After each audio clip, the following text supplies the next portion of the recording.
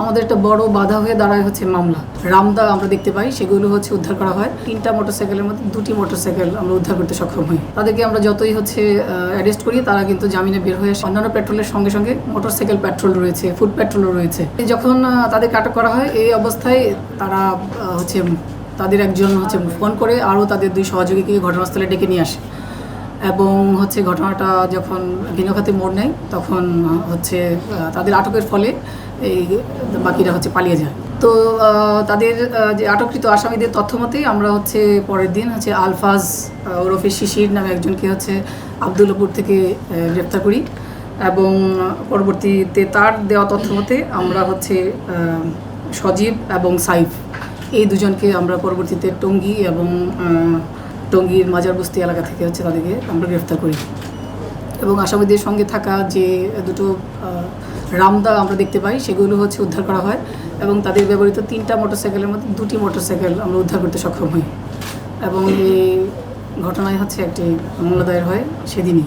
উত্তরা বিভাগের ডিসি হিসেবে আমি যেটা মনে করছি সেটা হচ্ছে এটা তদারকি বা অভাব নয়, সেটা হচ্ছে যে এখানে আমরা বলেছি যে এখানকার যে 5 জন যে সাসপেক্ট, তার মধ্যে একজনকে কিন্তু আমরা টঙ্গীর মাজারবস্তি থেকে হচ্ছে আটক করেছি।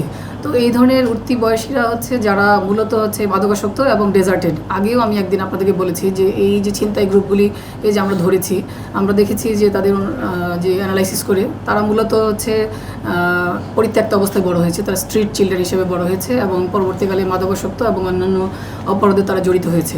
তাদেরকে আমরা যতই হচ্ছে অ্যারেস্ট করি, তারা কিন্তু জামিনে বের হয়ে আসে এবং তাদের বিচার কার্যটা অত্যন্ত কঠিন হয়ে পড়ে, কারণ তাদের কোনো স্থায়ী ঠিকানা নেই, তারা হচ্ছে মূলত ভাসমান। তো এই অবস্থায় তারা আবার ফিরে এসে তারা এই ধরনের হচ্ছে অপরাধে জড়িয়ে পড়ছে। আর সেই অপরাধটা আমরা সবসময় মানে কমবেটে আছি।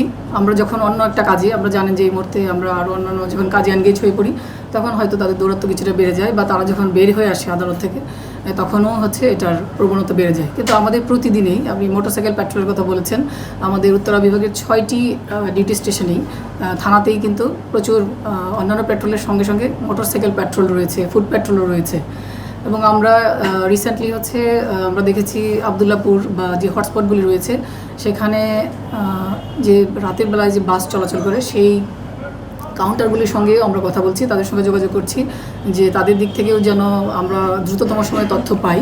কারণ এখানে যারা আসা যাওয়া করেন, ভিকটিম হন, তারা মূলত হচ্ছে চলাচলকারী হচ্ছে যাত্রী, তারা হচ্ছে ইন্টার ডিস্ট্রিক্ট যে তারা যাতায়াত করেন, তারা হচ্ছে মামলা দিতে হচ্ছে তারা হচ্ছে রাজি হন না। বুঝতেই পারছেন যে কনটেক্সটে তারা আসে, সেই কনটেক্সটে তারা এটাতে রাজি হয় না। সেক্ষেত্রে আমাদের একটা বড় বাধা হয়ে দাঁড়ায় হচ্ছে মামলা।